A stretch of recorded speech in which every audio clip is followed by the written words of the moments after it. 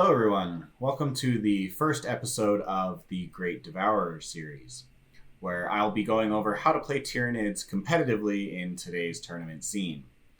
Tyranids are definitely not in a great spot right now, but they do have a few advantages based around what the current meta is. I'm going to be going over lists and units that I've been running and why I think they're good. After this video, I'm going to continue the series with a bunch of videos that break down how to play Nids against each faction in a competitive setting. So let's start off with the state that the meta is currently in and what kind of armies that you're going to run into if you're going to a tournament right now. The answer to nobody's surprise is Space Marines. Space Marines of all shapes and sizes have been dominating the meta for just about a year now. And it's not entirely Space Marines everywhere, but it is elite infantry running around in a good 70% of lists at an event. These elite infantry take the form of Custodes, Death Guard, Grey Knights, and Space Marines. The top Space Marine lists everyone running are Salamander Successors right now, followed by either Iron Hands, White Scars, and even Blood Angels. And there is a reason why elite infantry is what everyone is running right now. They're by far the best choice for every single mission in the GT mission pack released by GW. Every mission's primary objective revolves around holding on to an objective through the opponent's turn. This means that your unit has to be durable enough to survive your opponent's turn and should also have objective secured. That way your opponent can't just throw a couple models onto the objective and take it away from you. So you want durable OBSEC infantry that can hide out of line of sight until they're ready to run through a wall onto an objective, and that is your best choice for these primary objectives. And then we look at secondary objectives. When we look at all the action missions, they all need to be performed by infantry, most of them non-character infantry. So again, you want to bring infantry models to perform objectives. Then we look at the secondaries that are all based on killing. There's an objective to kill monsters and vehicles. There's an objective to kill characters and titans. And then there's an objective to kill hordes. So once again, elite infantry have the advantage here, as they do not give up any points for being killed. Most Marine lists cap out at around 50 models, meaning if you take the horde killing one, you at most get about 5 points if you completely table your opponent. So this means that the killing secondary you most often end up taking against Marines or these elite infantry lists is Assassinate, because they'll have 3 or 4 characters. And even taking that feels really bad because at most you're getting 9 points, maybe 12 if you completely table them and they happen to have a 4th character. But clearly, elite durable infantry are the way to go in these 9th edition missions for all these reasons. And that's why you see nothing but Death Guard, Grey Knights, Space Marines, Custodes, all of that taking up 70% of the playing field at an event. Now, Tyranids don't have a durable elite infantry choice. The closest that we get is a unit of 9 warriors, and you combine that with enhanced resistance and the unyielding chitin stratagem, which works for a little bit until your opponent's 140-point smash captain laughs with his 7 attacks that are all AP3 for 3 damage. And yeah, I don't have PTSD from that at all. But it is really dumb that Unyielding Chitin only works against shooting, because it's the Thunderhammers that you really need it against. But anyways, Tyranids are clearly at a disadvantage here because we don't really have elite infantry. Our models are not durable by any sense of the word, and our army is built to be disposable, which is an inherent disadvantage with the current mission set. However, we do have something that is on our side, and that is knowing exactly what we're going to face in just about every mission. If you're playing a 6-round tournament, 5 of your games are going to be against these elite infantry armies. We know that we're going to be fighting against them, and this is going to be multi-wound infantry models that are toughness 4 or 5, and they're going to have a solid armor save and probably at least a 5-up invuln. So knowing this, we can build a list designed to kill exactly those models. So what units fit against elite infantry that are in the Tyranid range? So looking at it again, we have multi-wound models with good armor and an invuln save and multiple wounds. So that are going to be in units of about 5. Everyone's taking 5 of everything right now. It's either going to be 3 really big models or 5 medium-sized models. So because of that, we want something that's at least strength 6, because again, they're all going to be toughness 4 or 5, so we want to wound on 3s. So strength 6, we need to get about 9 hits in, which means that we will do 5 or 6 wounds.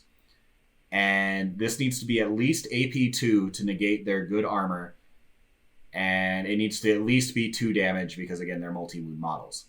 So if we can find something in this perfect range, then that's perfect for killing a unit of either like 5 Primaris Marines or 3 Custodes.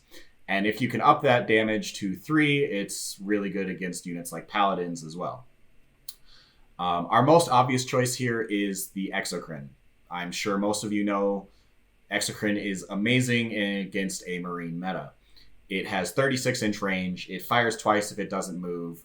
If you make it Chronos, it averages 9.3 hits and 6.2 wounds against anything from toughness 4 to 6, which is going to be all of these elite infantry models. And all of this is at AP3 for 2 damage. So even against Primaris Marines that are in cover or have a 5-up invuln, this is going to kill 4.1 models on average, and 5.2 models if they don't have that invuln or cover save, which is perfect. Because again, everyone's running around with 5 models, so having a model that can kill a 5-man unit on average is perfect. And if you throw Symbiostorm on that Exocrine that give it exploding 5s to hit because it doesn't move, then suddenly each volley of these 6 shots does that amount of damage, averages out to 5.3 dead Primaris Marines with only 6 shots. So Symbiostorm on an Exocrine is really the perfect solution here. And if you add in that pathogenic slime, suddenly even your opponent's Dreadnoughts, who can reduce the damage by 1, are still taking 2 damage and are being taken out in a single turn from an Exocrine. So the Exocrine is hands down the most valuable model in the Tyranid range right now. I recently added a 3rd one to my lists, and I have not regretted it even once. Unfortunately, if your opponent is running 4 Las Cannon Mortis Dreads, probably about a third of the Marine lists are doing that, having 2 of those. And those models have the advantage of being able to move 9 inches and still shoot, hitting on 2s because they're Marines. Exocrines can only move 6 inches, and only one of them can move without penalty. So unfortunately, you're going to have to position yours out in the open. And what you want to do is position them so they have firing lanes on as many objectives as possible. That way, when your opponent runs out to grab those objectives, the Exocrine can just shoot them right off. And because of the new rules where objectives are not allowed to be in terrain, your opponent should not be able to hold the objective and still be out of line of sight of your Exocrines. So that's the playstyle there. But if your opponent does happen to have those Mortis Dreads who can literally kill your Exocrine in a single shot,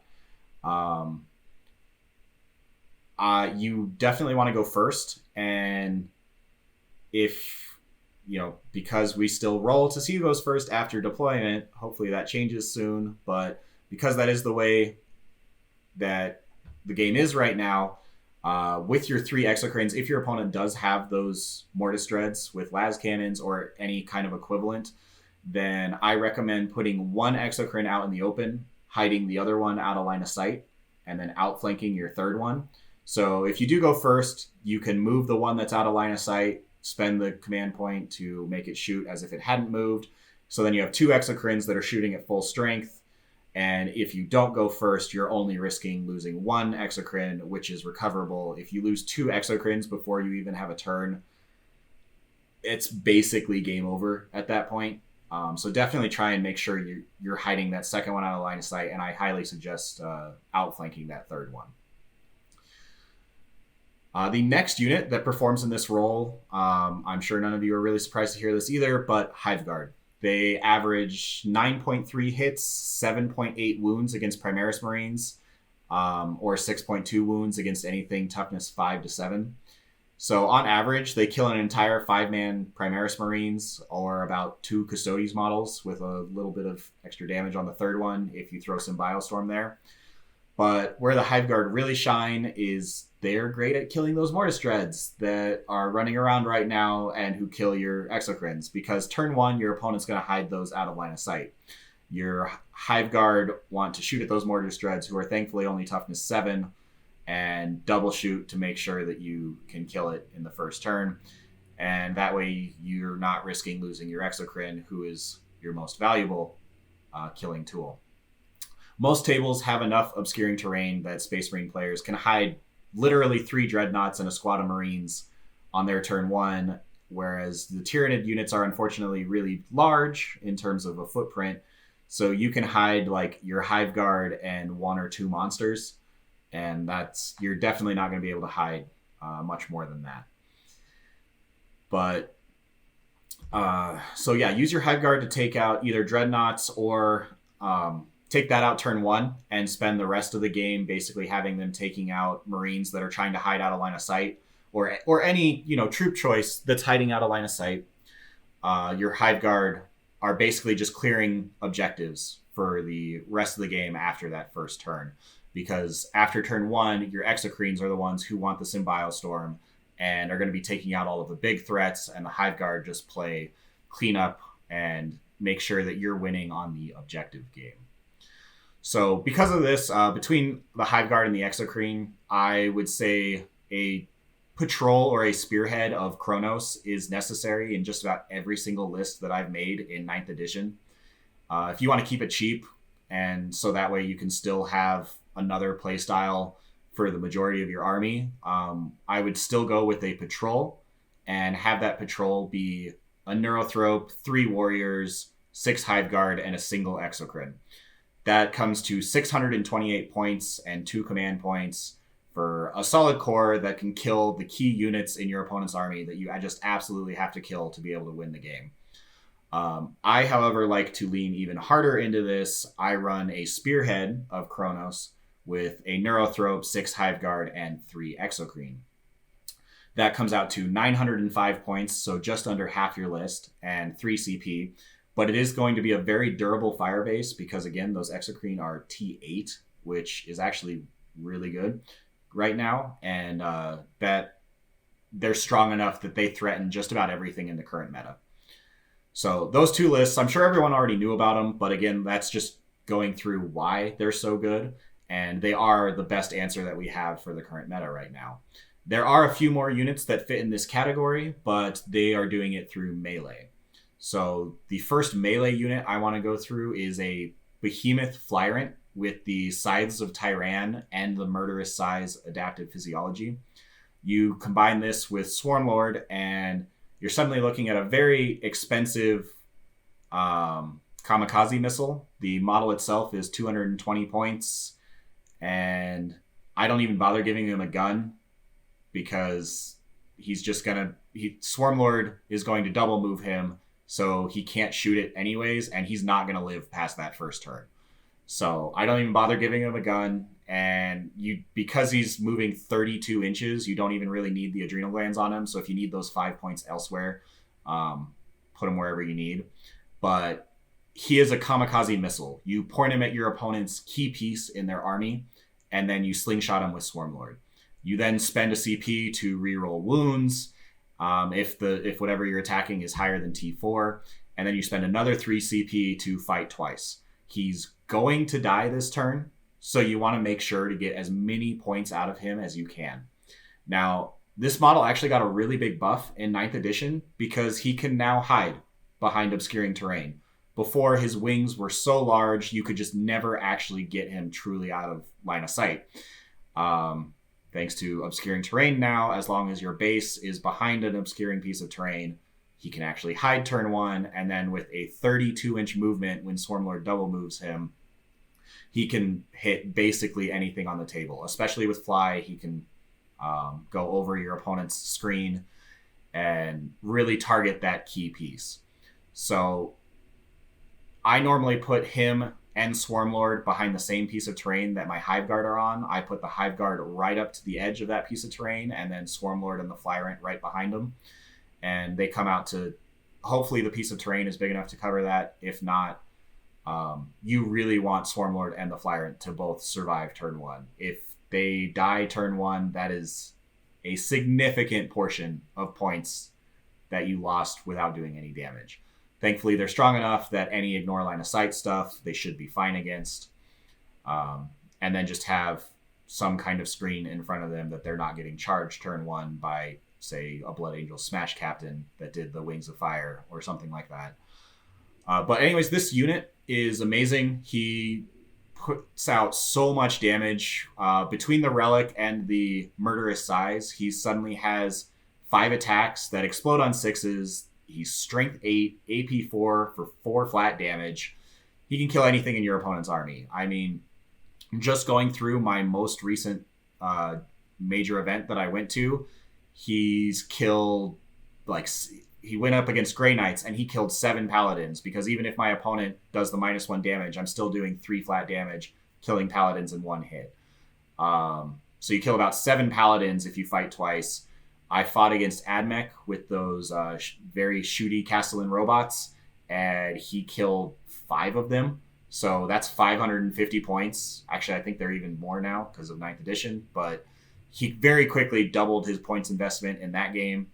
And then I fought against White Scars with their Assault Centurions, and 4 damage at AP 4 is perfect for killing those.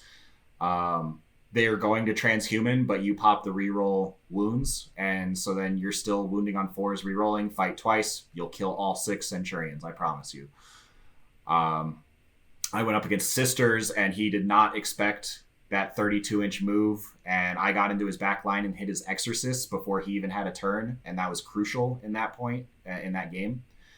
And then I fought against Death Guard, and against Death Guard, I actually use him to take out their Demon Prince, who has that reroll all wounds with Plague Weapons bubble.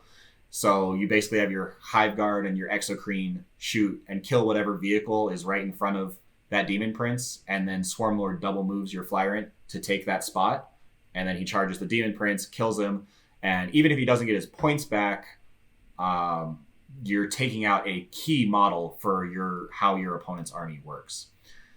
Other melee models that fit in this category, kind of an honorable mention. They're not quite as good, but I actually would include the Haruspex and the Toxicrin.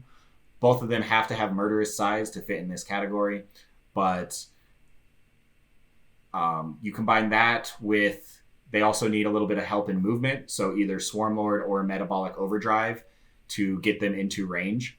But the Haruspex with Murderous Size on his Maw, combined with the 1 CP strat from Blood of Ball to reroll hits, and suddenly he's killing 3 Primaris Marines with his attacks, which gives him 3 more attacks, which kills 2 more Marines, and you kind of get bonus points if you can put those 3 extra attacks into a character instead.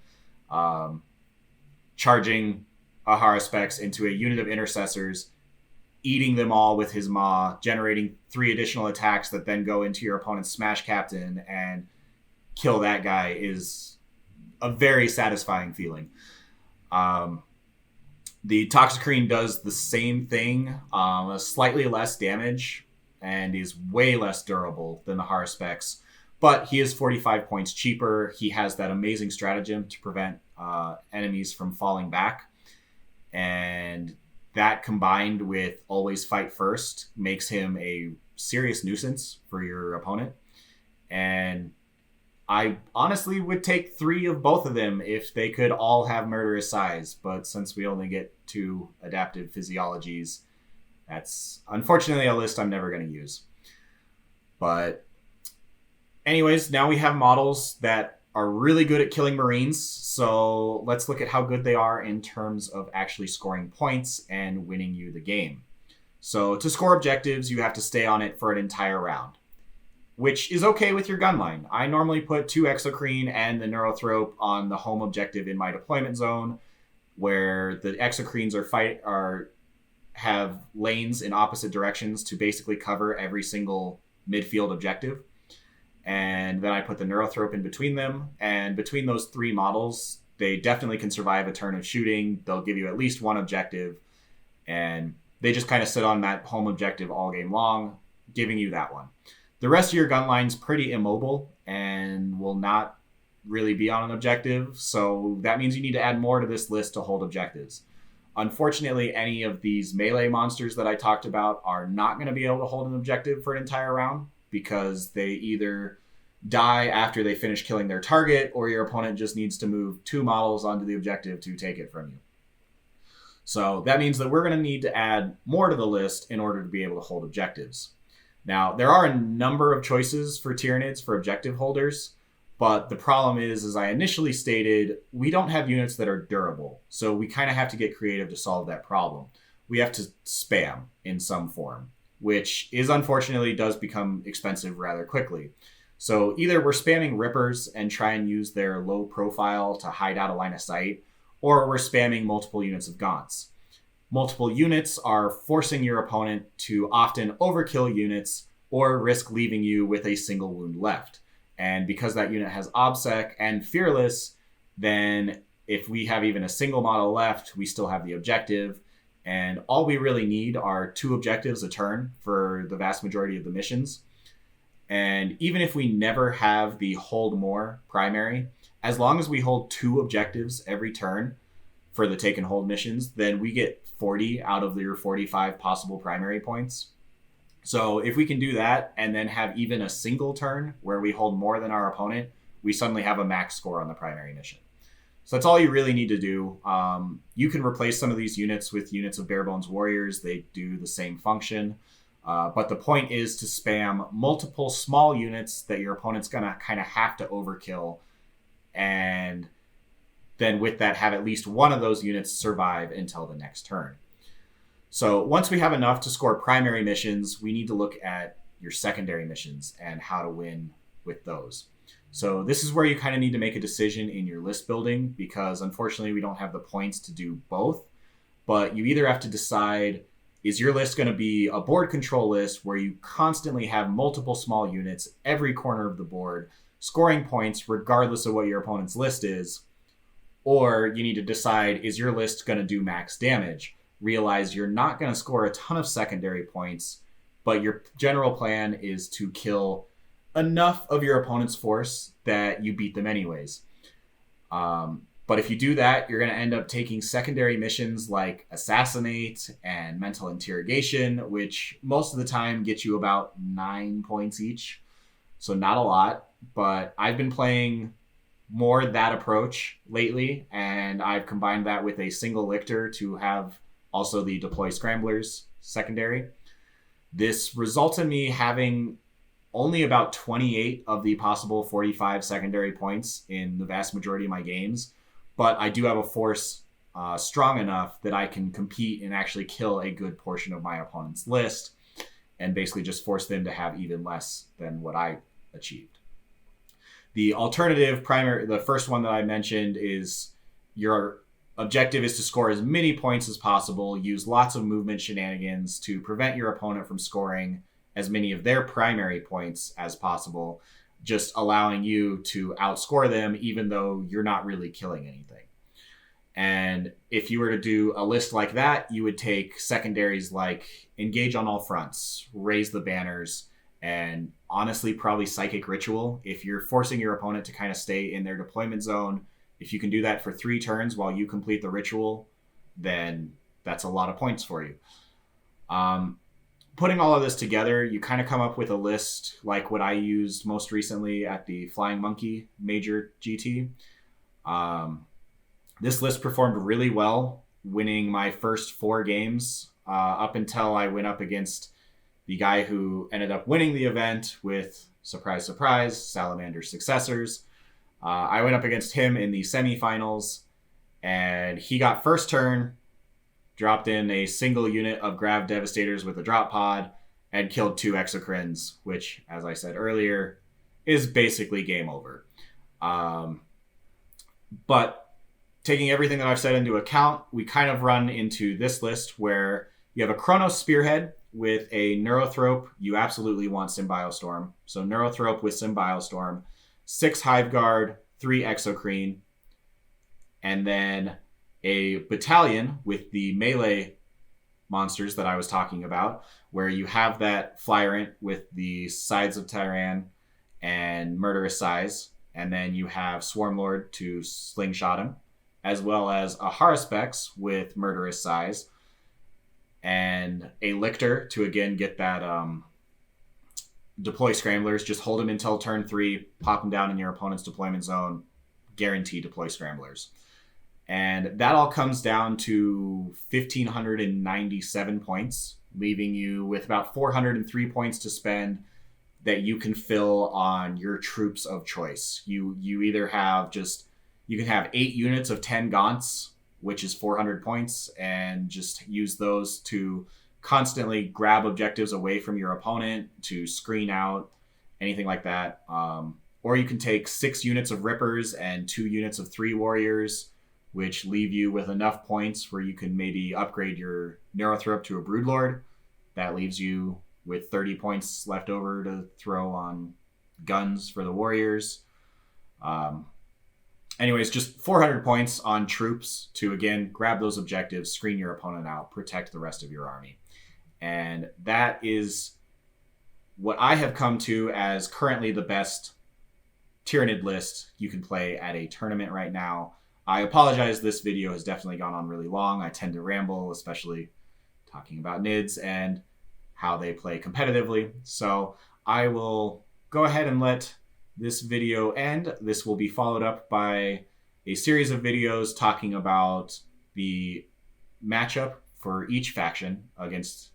So Tyranids versus Space Marines is probably going to be the first one I do, which is going to have a lot of similarities with this video.